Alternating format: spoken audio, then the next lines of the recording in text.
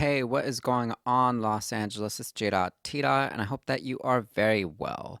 This next episode is a special December 1st episode between yours truly and my good friend, collaborator, and noona, Helen H. Kim, also known as the other half of K-Town is Okay.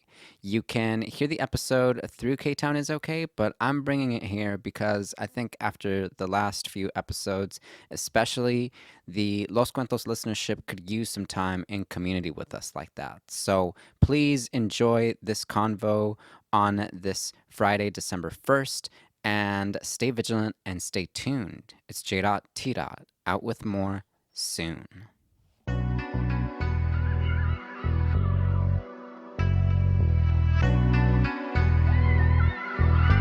It's Jimbo times.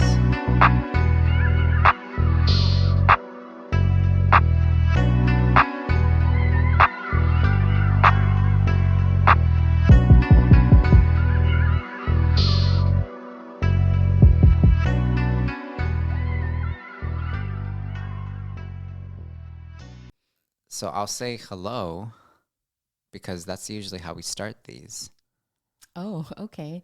And then how we usually do it is I then say hello to you. That's awesome. Yeah, this isn't awkward at all. No, it works for me. Yeah, very natural. I feel like you and I can experience awkwardness together in a nifty way. Mm-hmm. I think we both embrace awkwardness and enjoy it in our own way, but it's like still close enough to each of us that it's okay. Like I'm okay with awkwardness. Oh, me too. And I love awkwardness. I'm fascinated by it. So Oh, we've never talked about that. I didn't know you liked awkwardness, but I am, I love it. I live for awkwardness. Ah, Definitely. another thing we have in common. Yeah. Love it. Yeah. Love it. I mean, you can definitely, or people can probably tell from looking at our work and looking at our quirkiness that we've at least made peace with awkwardness at some point. Yes. Yeah. So I could gather that. But I'm so happy to be hanging out with you here at the Robinson Space again. Yeah, it's been forever. Yeah. It has been a minute, right? Mm-hmm. We're Yeah. definitely in a new studio setup at the Robinson Space, but shout out to them for lending their resources to K-Town is Okay for this podcast episode and more. And yeah, I'm also commenting on my noona's really cool sweater that she just picked up over the last couple of days or so, maybe. Mm-hmm. You tell me. Well, I mean, everyone will get to see, right, when it gets posted, but Mhm. I have this smiley face sweater, and it's still a little bit warm, but I was very excited, so I took the opportunity at like the first gust of wind to put this on, and it makes me happy. Actually, hopefully it makes other people happy because I'm not staring at it as I'm wearing it, but, classic yellow happy face emojis on a black background. Yeah, and interestingly enough, there's a tinge of awkwardness to it, right? Like some people might not be totally about the smiley face scene, splossed all over that way, but that's what's cool, actually. Like it's cool that it doesn't necessarily work for everybody, but it certainly works for you. You know what I say to those folks, though? This is why God gave us necks, so we can turn away. Yes. They don't have to look, and they can even close their eyes. They can do so many things to not look at me. That's right. You have provided people with a new opportunity to turn their necks, which That's is right. which is an important thing that we get to do. Wow, very slick. Yes, we're talking about wellness and moving our bodies right. and turning our necks. Jimmy is doing the exercise now. So relaxing, Yeah. actually. Oh, well, let me do it with you. Yeah. We're doing our neck exercises. Excellent. Check Yes. that off my list of things to do. That's right. We are Yeah. definitely going to get into our lists, our respective lists up to Yeah. a point through this discussion. So I'm kind of curious right now, Jimmy, what are some of the things on your list for like general wellness, happiness, joy, Yeah. whatever? Yeah. So movement all the time, and for sure, like I'm pretty set on walking through the city and mobilizing, especially because as the winter season makes its way through, it gets really cold at home. Yeah. And it's like, you know what? I can sit here for forever, or I can try to soak up some sunlight for the like 5 or 6 hours that it's here. And I'm gonna go for it. So walking is like a thing that I already do generally speaking. I wanna go beyond that and get into some moving and shaking. I wanna learn how to, I don't know, Oh. not salsa, no offense, but Ah. no offense to the Latinx community, but I would really love to do like some hip hop dancing and link up with a crew somewhere and kind of like Wow. break into some moves together. I really Love would like it. that. So Love it. that's on my list for 2024, I guess. You just made me acknowledge that. So now I've got to kind of Yeah. honor it and Uh-huh. respect it. And then as for other things in terms of movement, I I love the idea of making the body calmer, more calm, more at peace with itself. Mm-hmm. I'm fascinated by the fact that, for example, when you look at your hand and when you see whether or not it's still, most of the time it's like not exactly. Mm-hmm. Most of the time it's trembling very, very slightly. And I love the possibility of calming that and Mm-hmm. really like disciplining more of, I guess, my blood pressure or something like that, because maybe it's blood pressure that makes the body shiver a little more than that. But that's me. And so they're two opposite things that I really want to go for. I Sure. want to like know how to calm the body more completely or comprehensively. And then I also really want to know how to break the body out Sure. and like get into some moving and shaking out there. And of course, I want to improve my 3 pointers so that I can be the next Steph Curry. Amazing. Yeah. Big things ahead for 2024. Those are the big three. Yeah. Seriously. Yeah. They're, uh, You're gonna hip hop your way down to the court and then just be a star. well, and it's funny that you mentioned the court because 2024 is an election year. So I'm going to hip hop my way to the ballot box Oh, and then the cute. court. You'll be hip hopping your way all across town. No more walking for you. Hip hop and You're gonna voting. be Hip hop and voting. Let's go. you're, you're gonna be breaking and popping all the way down the street. Yeah. Yeah, yeah. Mm-hmm. So those are just a couple of items on my list, Okay. and we'll get into some details in due time. But what about you? What are some items that you're looking at that you've had in mind, even if only passingly? So yeah, trying to have a better kind of wellness, mindfulness practice is something that has been kind of honestly like tormenting me or making me feel, I mean, it's just been something on my mind for forever. And there are certain moments in life when I've been able to sort of be in a groove where I'm like, okay, that is what I'm practicing is mindfulness and wellness.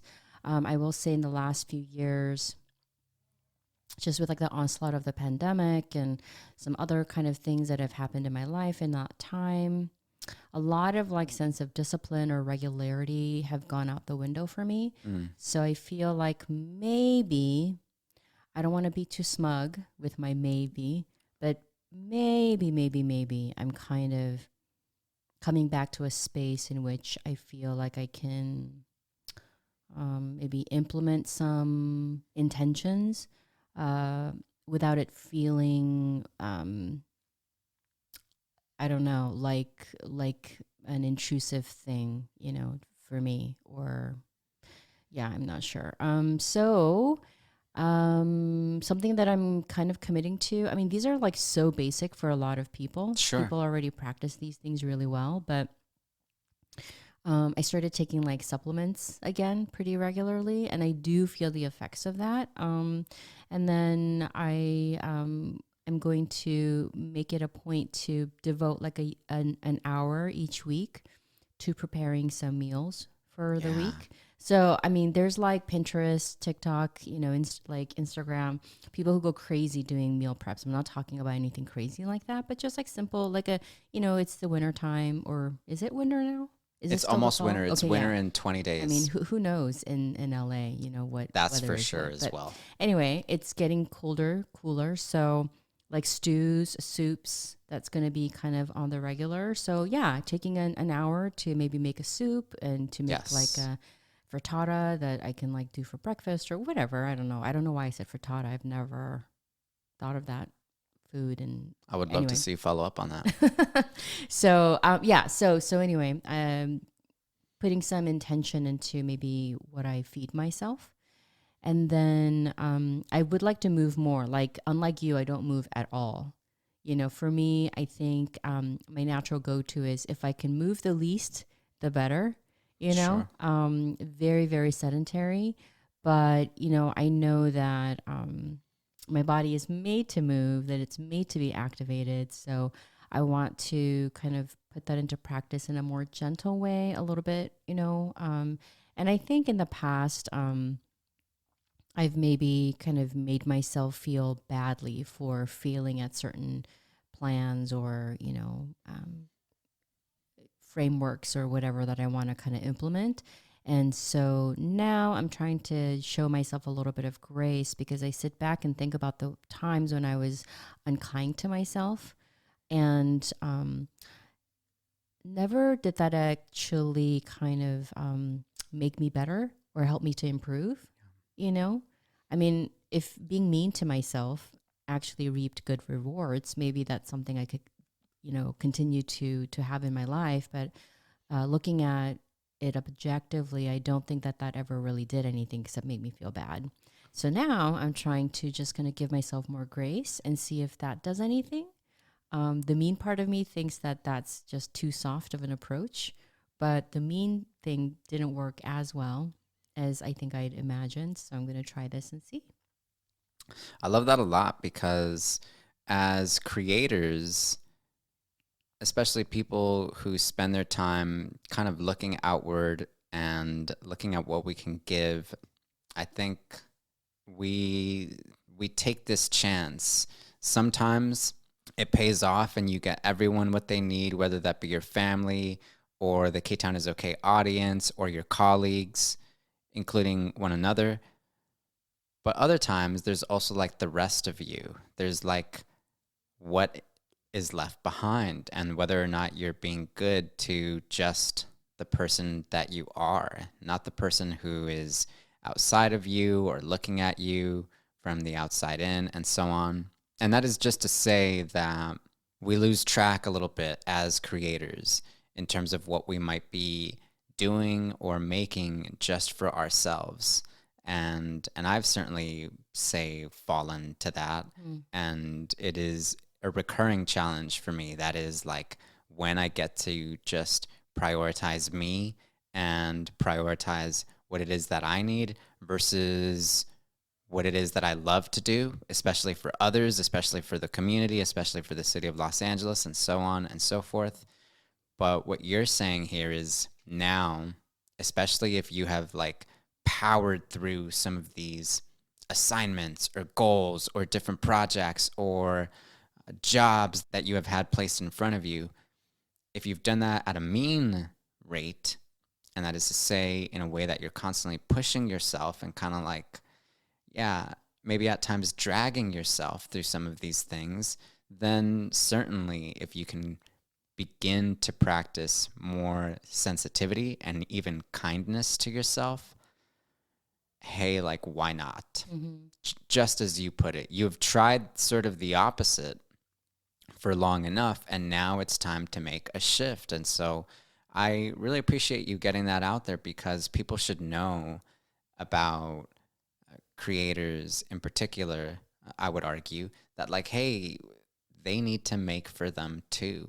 And Mm-hmm. they are like on a journey with themselves too. And they have goals that are strictly for them, just like any of us would ourselves. So let them go through that. And you and I have spoken about that, especially as we look into the end of the year Mm-hmm. and what we've done so far and what we can maybe slightly shift in the days ahead. I think it's an exciting prospect to get into, even though it can sometimes feel like homework and like, here's what I promised to do. I don't know if I can, but I'm going to say so. I'm going to like give it some time, air, and space. And maybe that matters because it's a part of how you actually get to those things you have to do for you. I mean, I think it definitely matters. And I think it's a timely occasion for you and I to have this conversation. I mean, in some ways that's obvious because it's the end of the year and people get more reflective. But um, beyond the calendar year,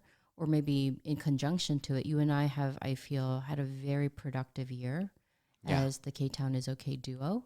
Oh, yeah. We've produced a lot. We've put in hours. And because I'm a freelancer, just in general, I have this, well, if there is one discipline I've maintained in my life, it's keeping time, you know. So I have a program that helps me to keep time, keep track of everything. And we have put in many, well, I can say I have put in many, many, many hours. And so you have, you know, as well. And maybe even more. And so, yeah, so I think at this time, after a year of such productivity, such engagement with folks, it is natural for us to reflect. And going back to the whole idea of creatives, I think certainly there are creative endeavors that are internal, that are private, and those are just as valued, you know, as other acts of creativity. But I think that the type of creativity that you and I are engaged at least, you know, currently, it really relies on the external. It relies on the community to respond and to see. And so it's really an exchange and a conversation and a space that we desire to create.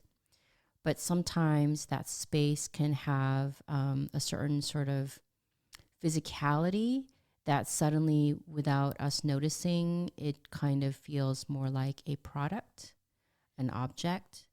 Um, and then you think about quantity of objects, and then you think about how people respond.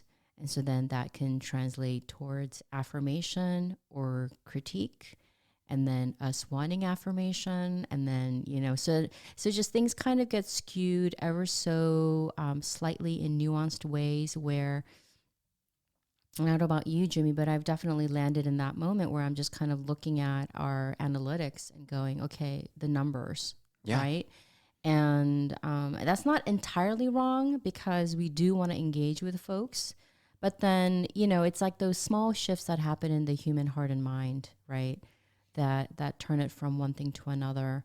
And so, so what I'm saying is, in all of that, uh, the self, the body, you know, the wellness of that body and the mind can get neglected, you know, for the sake of productivity, for the sake of the result, the product, the numbers, all of that, you know.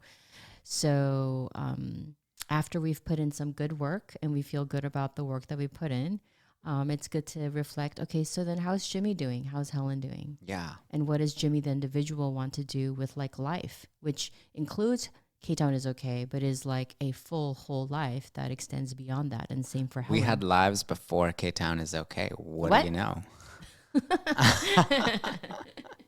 Yeah, I love that. I think you're absolutely right because we we are two older siblings. We love Oh, to look out. yes. Yeah. We love to look out, and I think we've made a habit of like sometimes maybe holding our tongue or biting the bullet, as they say, Mm, when it comes to the weight we have to bear yes. sometimes. And when you have like practiced doing that over the course of your life for so long, Mm-hmm. it becomes a knee jerk reaction to treat almost everything and everyone else just about the same as a sibling, as an older peer, as someone who wants to exercise wisdom and patience and understanding. And like that makes us effective collaborators for sure. Mm-hmm. But it also means that we get to the end of the day and we start to notice that, like, oh, I neglected my dinner, or I actually didn't go and get the lunch I was supposed to. And now I don't feel so good, including because, like, tomorrow there's this other thing I've got to do. And Mm-hmm. so now what? And I think it's just an interesting way to look again at at how creators out there create schedules for ourselves, Mm-hmm. and schedules that are kind to us as well as to the work, because so much of our time becomes consumed by the latter, that is, by the work, that we limit the amount of time we have to do just for us. And then we also limit the amount of time to kind of check in with each other about it and really ask, like, hey, Helen, how's it going? Hey, Jimmy, like, what else is up? And that time matters just as well, Mm-hmm. if not more so, right? I mean, even before K Town is okay, Jimmy and Helen were catching up over coffee pretty much just because. Yeah. And like that is something that we haven't gotten to do really until maybe a couple weeks ago, Mm-hmm. right? Well, a couple days ago we did. A couple days ago. Yeah. That's right. Yeah. Yeah, at long last, after Yes. like who knows how many Zoom meetings and Yeah. who knows how many scheduled calls. But now we finally get to look into the last couple of weeks of the year, and I'm hoping that it's ample time for us to finally move forward with some of the planning to be kinder to ourselves, Mm-hmm. as we've said here. Yes. And just as you pointed out, speaking it into existence does count. Mm. And it's a way to allow other people as well to kind of hold you accountable to it and follow up every now and again. Just like what happened when Helen revealed to the world that, like, hey, I had to have surgery last night because, well, right? Mm-hmm. So finally people get to see that, like, hey, it'd be a good time to go and visit with my friend and ask about everything else going on. So this is kind of that too, for, say, being kinder to ourselves and fulfilling some of these goals we've had in mind. Yeah, and I think ultimately that then funnels back into community. You know, it's like an ongoing, there's like an ongoing fluidity between the self and others, right?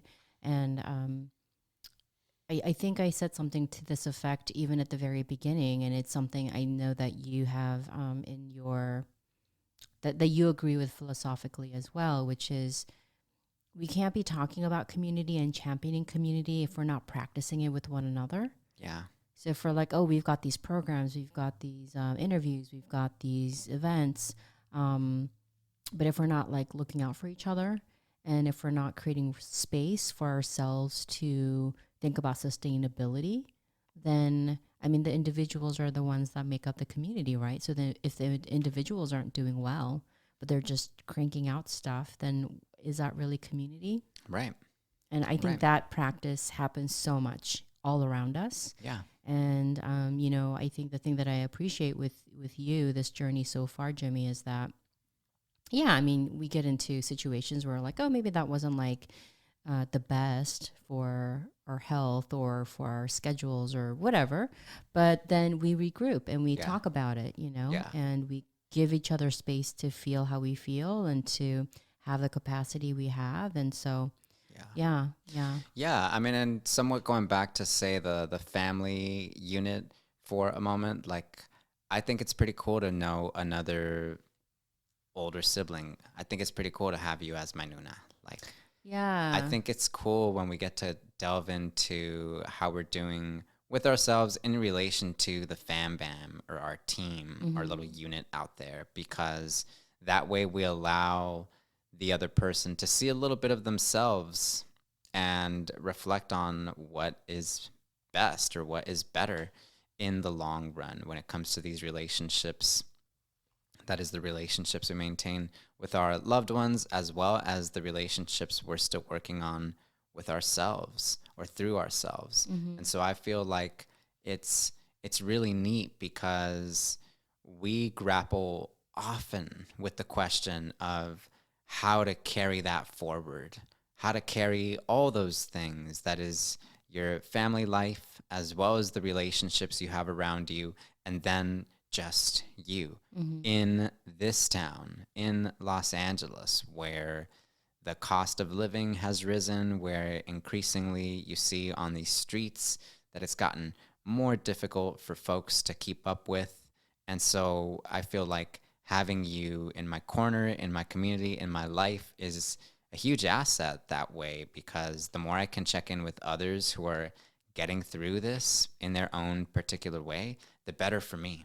Yeah, I feel the same way, and I really appreciate you saying those things. I feel the same with about you, and I think one of the key things that kind of give us a sense of understanding is that not only are we the oldest in our families, because our families are very different, dynamics are very different, our cultures are different, but being the oldest um, does have a certain kind of familiarity in terms of how we see our roles in our families, not just with the younger siblings, but with our parents. And I think the thing that I think kind of maybe gives us a sense of unique understanding with each other is that though we're from different cultures, the idea of being the broker or facilitator for our immigrant parents and knowing um, the special kind of uniqueness of that, being able to really glean from our parents their specific wisdom that comes with age and experience, but also the cultures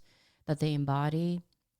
But then at the same time, understanding some of the ways in which maybe that creates a vulnerability for them in 2023 Los Angeles, California, United States of America, Yeah. right? And then so that kind of sensitivity that we, I think, have practiced over the years, Yeah. to be there for our parents, to honor them, but then also just kind of to be a support for them.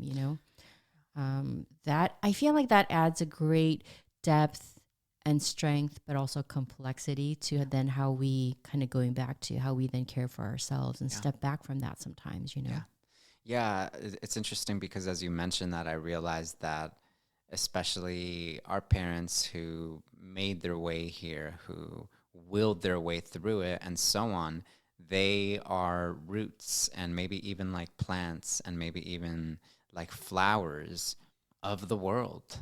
Mm. And the fact that we're in conversation with them Mm-hmm. is being in conversation with those roots and those plants and those flowers, which are entirely unique to where they came from in their way. So I think we occupy that interesting complexity, the Mm-hmm. interesting tension between having this fundamental and elemental source of wisdom, knowledge, and experience in those who came before us. Mm-hmm. And then what we do as people who have come up here and people who are constantly having to remake themselves here with respect to where the industry is heading and where all these other factors outside of our control are Mm-hmm. placing folks, right?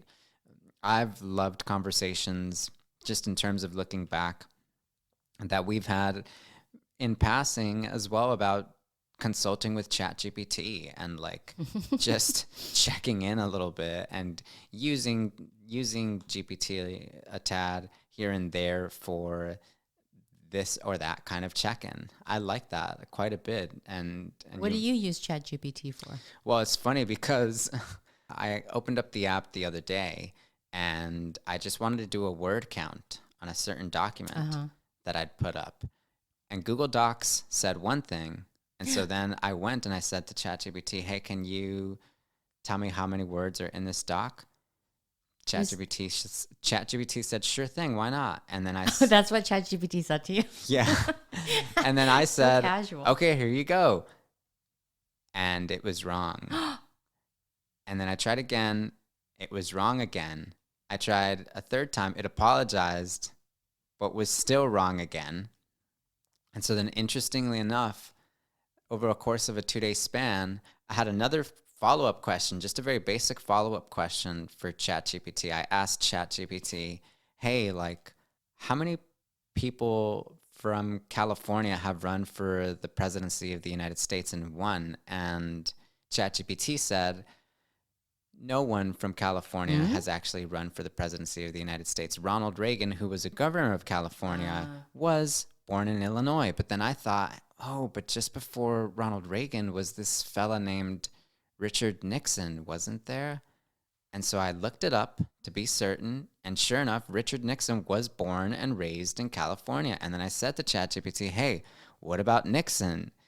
And ChatGPT said, sorry about that. Thanks for pointing out the error. Weird. And so it was funny because we've had interesting convos with one another about our relation to the fam, but then also the changing norms of the industries that we're involved with, including this tech space and Can I say, ChatGPT. Here we go. Finally, I've found some weaknesses in the impenetrable wow. armor that was ChatGPT Well, over can the I just last say a year. quick little thing about Richard Nixon? So I know for a fact, I think, that he actually honeymooned at a hotel in Riverside, of all places. Really? Yes. Okay. Yes. Oh, wow. Random. How do you know that? Oh, because I was at this hotel and and then we did like a walk. It's like a funky hotel. You know, they've got all kinds of like artifacts from around the world and stuff. And so there's like a walking tour, and they said, you know, I think they have like a room that's like all the president's portraits are there or whatever who visited, and Richard Nixon was one of them. Yeah. Anyway, Yeah. Well, I mean, it is to say as well that, like, you and I, through the course of the last year, like other people out there who are getting through their social media feeds and so on, we've witnessed quite a bit, but maybe nothing has caused as much of a stir as the AI fanaticism and how society is on the brink of a massive existential change sure. through AI. But And tell me what else is new. yeah, exactly. Civilization being on the brink of I actually have a funny ChatGPT story. Yeah. So I had it a friend of mine told me not to do this, like this is going to the dark side, but I really he's like don't have it write something for you, but I'm like no, I wrote a piece about something a racial situation that happened to me, Oh, and so it had some racial slurs in it, yes. you know. And anyway, so I was writing this thing and I just couldn't bring it home. It kind of like it was missing some transitions and the conclusion. I'm like, I don't know how to end this thing. So I put it into ChatGPT and I said, okay, follow the tone that's already there, and like the flow. So specific. But if you have to be, because ChatGPT doesn't know It's a anything. language model. Yeah. So I said, so follow the tone, follow the flow. But if there's any like transitions you feel are missing, you know, and it's missing a conclusion. So like gave it those directives. Got rejected right away, and it had like some standard comment about like ChatGPT can't engage in any racist whatever. And I realized, oh right, I have, you know, beep beep words in there. So took them out, gave me another error, and I was like, oh, I forgot. There's one other instance of this word, so I took it out. Finally, then it did it, and it was so bizarre. I had to do it like 3 different times, and like the tone, because I was kind of writing it like I was talking, so at this casual tone, but it had the casual tone of somebody who was not me. It was so bizarre. Yeah. And yeah, so I just kept doing it, and yeah, I don't know. I mean, maybe I just don't know how to utilize ChatGPT, and maybe you can give it even more specific commands. But I thought I was being pretty specific, and my commands just kept getting more and more specific because I wasn't liking what it was producing. But even in the end, I think I have like 3, 4 variations of this. Let's call it an essay. Yeah. In a casual tone. Yeah. And it's just so cringy because it's like, this feels like a machine faking a person, Yeah. you know, Yeah. talking about racist stuff. Well, that's exactly it too. Like there's almost, when you discuss that, it makes me think that there is almost a general script. Like there's almost a general script, and it's like the politically correct script that is spun or that folks respond with when it comes to issues of race and culture and racial tension or cultural tension and so on. And what you're describing there is something far more nuanced and specific, right? Yeah. And like, even though folks, not in California necessarily, but across the country, even though they've been in like a huge fuss about something called critical race theory, there is so much to what you're discussing in that, like, the people and the institutions in power, they have maybe relied on these scripts for quite a bit of time now.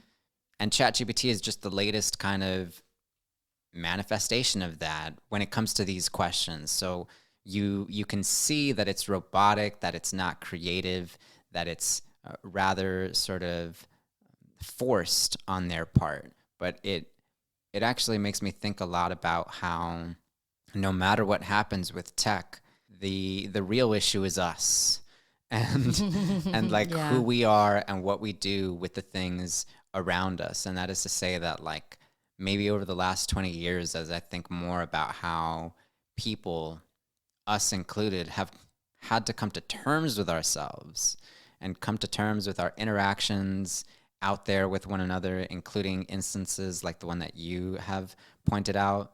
That's what we're going to like probably need to spend more time on over the next couple of decades as yeah, more of the traditional 9 to 5 jobs Mm-hmm. go away and people just have time. Mm-hmm. Like if that happened tomorrow and if 5 out of 10 people just had time, then what? Yeah. If that time includes time with their family members, which our sort of calendar schedule tends to build in, whether it's Easter or the 4th of July or Thanksgiving or Christmas, then how do you get into some of these discussions? How do you get into some of these confrontations with our unresolved and repressed issues? Well, this is the start of that to some extent. Hmm. Can you talk more about that? That's interesting. Yeah, Like maybe how you're processing that for yourself personally. yeah. I think that it's kind of like a there's this event called the Cambrian explosion when like life in the seas was rather dull, rather uninspiring, and then like over the course of a couple 100,000 years, at this unprecedented scale, life just like bloomed everywhere. And there were plants and there was ocean life and like there were all kinds of things to somewhat suddenly sift through, very suddenly sift through.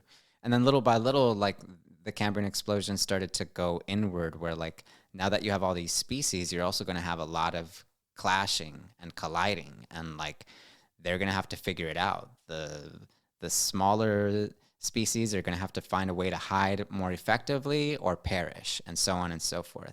And I see something very similar happening to us, not necessarily just over the past couple of decades, but maybe over the past couple of 100 years, where like, whereas people used to get to live just in their own villages doing them, now we're like shoulder to shoulder, bumper to bumper, and like we're having to sift through a lot of different ways of looking at the world, but having to coexist nonetheless. And like, I'm not going to have a bot that was made by other humans tell me how to do that. Like, that isn't to say that the bot can't provide anything effective or useful. Like, maybe Mm-hmm. there's a general line.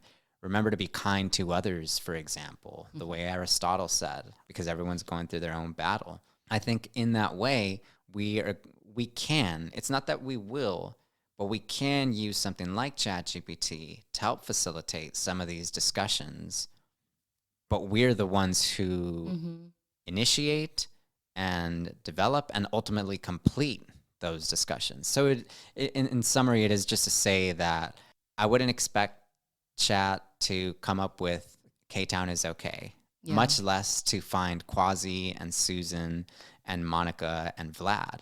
But like, if Chat can be useful through that somewhere, somehow, Yes. and save our workload, cool. So I'm not scared in that way. I'm like, Yeah. it's us. It comes back to I us. actually really love ChatGPT. It's been instrumental for me for the other project that I've been working on, because there's, it's dealing with Lao and Korean immigrants and, refugees. And, I'm in charge of the Korean participants. And the trouble with language translation, especially if it's not a common, like if it's not a European language, if it's, English, which is an amalgamation of like different types of European languages, and then you've got Korean. Um, Oftentimes, you're not going to have one-to-one translation, so there's like a nuance or an emotion or like a underlying meaning that you can't quite get with like a straight translation. And so in those instances, what's been really cool is I will put in like a sentence and I'll say, ChatGPT, give me 10 translations of this, And a person is going to have a really hard time coming up with 10 different translations. But ChatGPT will do that in a matter of like seconds. And then from that, I can say, okay, based on this, it's really helpful to see all of these lined up, written down, and then kind of going back to the context of what the person said. I'm like, I think the best translation is maybe, and oftentimes I won't just take one, I'll take like a mix, but it's such a helpful, powerful tool that we didn't have before. So yeah, I'm a big fan. I also ask it like, oh, give me an itinerary for, you know, Yeah. Yeah. whatever. And Yeah. then, I mean, in that way, you are taking this sort of tried formula, especially over the last couple of decades, of like making your life with this device in your hand and like remaking your life with a device in your hand that saves you time, that is a way to advance you creatively, that was maybe just hardly imaginable, say when our parents first made their way here. And so I'm excited about it too, because I think to myself that like there is certainly a lot to be apprehensive about. mm-hmm. There's certainly a lot of safeguarding that we're going to need to build in. I think as human beings, we're also going to like do most of it at the last minute. I feel like that's Yeah. who we are too. Yeah. Oh no, the house is burning. Get some water. ChatGPT is burning my house down. Maybe I need to like reassess Yeah. my relation with ChatGPT then. But like there is still a way to move forward, and for folks who have not practiced that, for folks out there who don't know how to blend all these things together, I think K-Town is okay. I think JT, the LA Storyteller, they provide different models, kind of like what you were talking about with respect to that translation. Just a few different models, a few different ways that people can get into themselves, but also reach out to their community and find an answer maybe to some of these age-old questions we've had about each other and ourselves through it. So Yeah. there's a way to make it work. So there you have it. It's not Mm-hmm. necessarily just an existential do or die scenario the way it is paintbrushed generally out there. Yeah. Well, so we started talking about our intentions for the end of the year, reflections, and thoughts for 2024, and then now we're talking about the existential crisis that is ChatGPT. Yeah. So how do we? So for everyone listening, this is kind of a slight insight into what happens when Jimmy and I just grab some pupusas or coffee or whatever. That's right. Yeah. And then, anyway, so how do we bring it back and that. wrap it up? I'm so glad. Yeah. Yeah. So we are now in December. It's the 1st of December. Oh my gosh, yes. Happy December, everybody. Happy Happy December 2023. For those like not numerologists, but I'll find the term soon enough. Richard would know. Right. For those astrologists and numerologists out there, the last day of the year will be 123 123. I don't know if you knew that, but I just wanted to sneak that in there. But with respect to that, I'm thinking a little bit about what we're looking forward to in the final 4 weeks of this year of our Savior 2023. Yeah. Year of our Lord and Savior 2023. And so, yeah, like as like the halo of the lamp above descends Yeah, on Jimmy right that's now. which you're going to get to see a glimpse of Yeah. in the show notes. Visit ktownisok.com for those.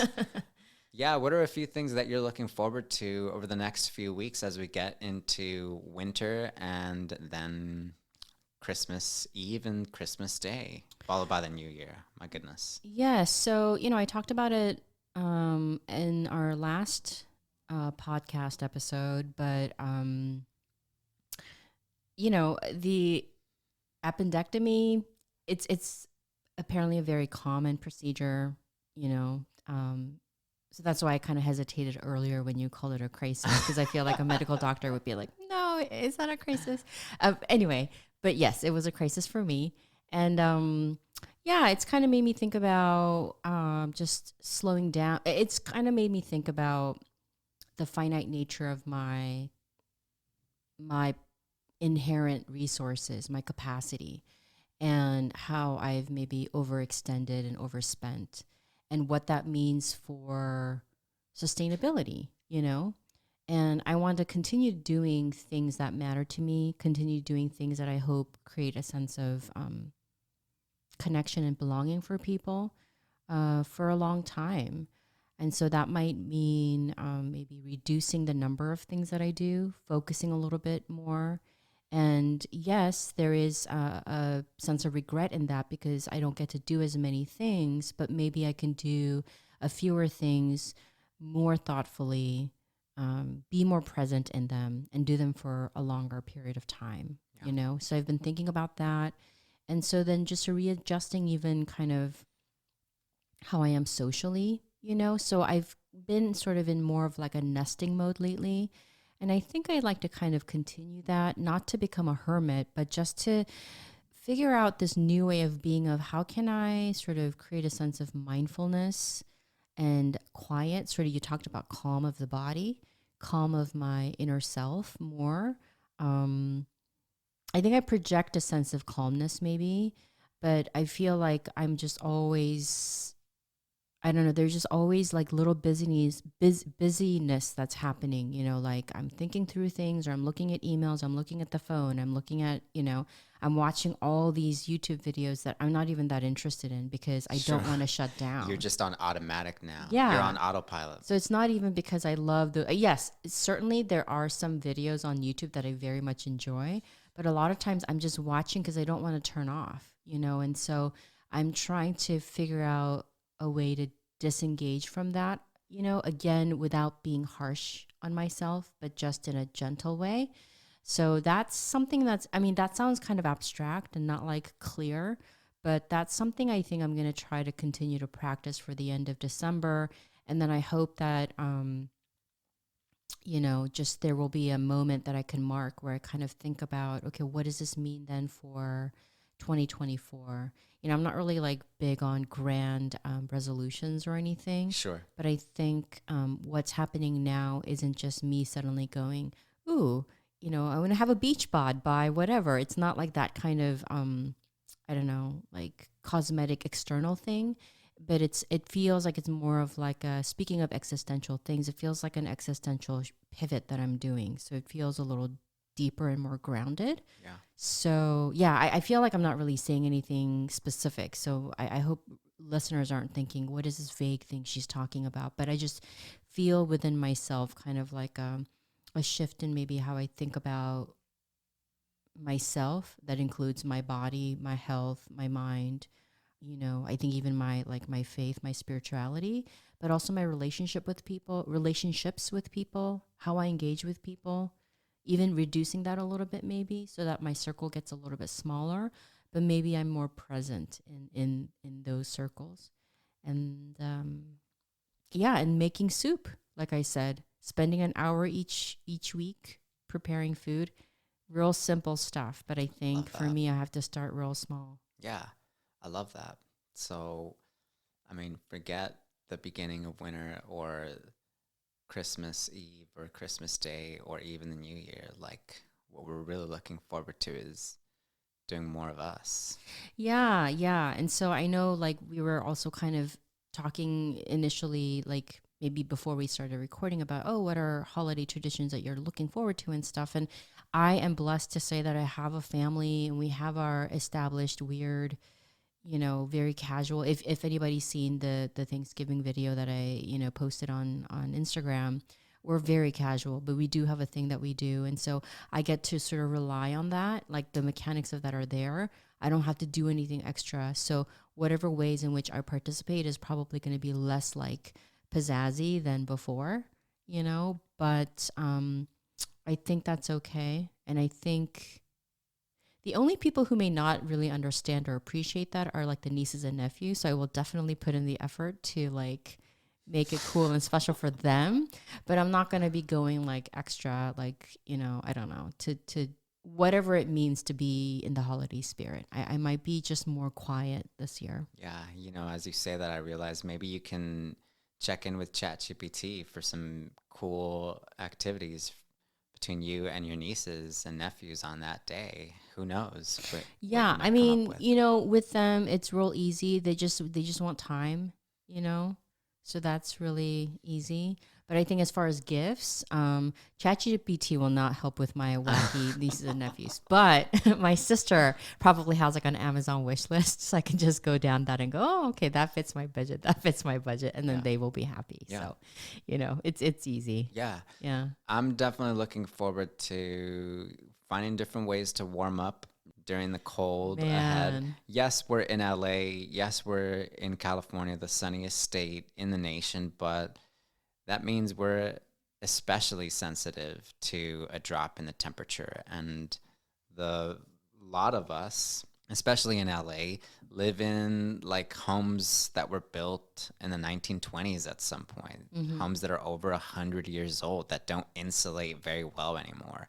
We are not at the Holiday Inn or the JW Marriott. This is like life in the Shout city. out. Yeah. Shout out to all those tourists who will be there over these next couple of months. Damn it. But yeah, we're definitely like finding ways to warm up. One of my favorite things over the winter season, honestly all year round, but especially during the winter season, are the various tamales Oh, yes. out there. Oh, There are you got me just so so excited. many. It's Yes. like a barrage of Okay, tamales. I'm literally salivating Yeah, right now. just anywhere. And one of my places for tamales I'll note right now is right at 8th Street and Irolo, right there where Normandy becomes Irolo, smack dab in K-Town, where you can get a chicken tamale for like about $3, 2 for $6, with some champurrado, very sweet corn-based chocolatey drink, for less than $10. Like I just love doing that, and I admire the tamaleras or the señoras who get out there at like 4:30 a.m. to Wow. post up Oh, when the temperature yes. has dropped significantly as it has. So I look forward to doing that and then checking in with friends and family to see how they're spending it. I think especially as I get into more of my 30s and as I like see my friends spending the holiday in different ways, I want to be only more mindful about how I can, yeah, be of support a little bit, or at the very least check in and see how it's going. I think of friends who are making trips between one parent's place and then the other, which I think America is very familiar with.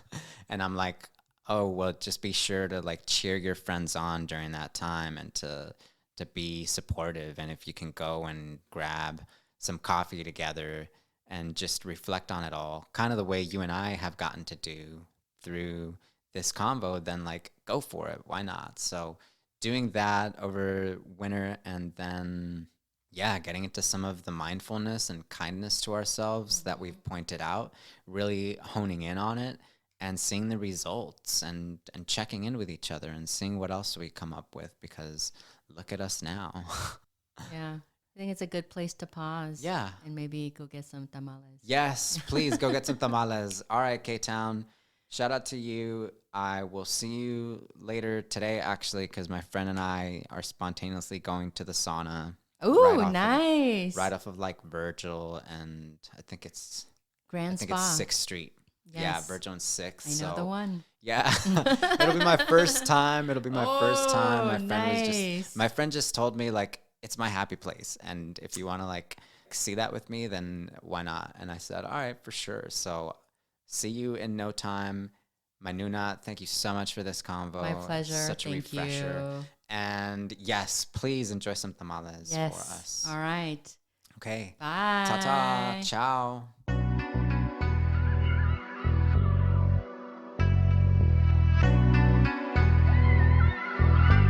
It's Jimbo times.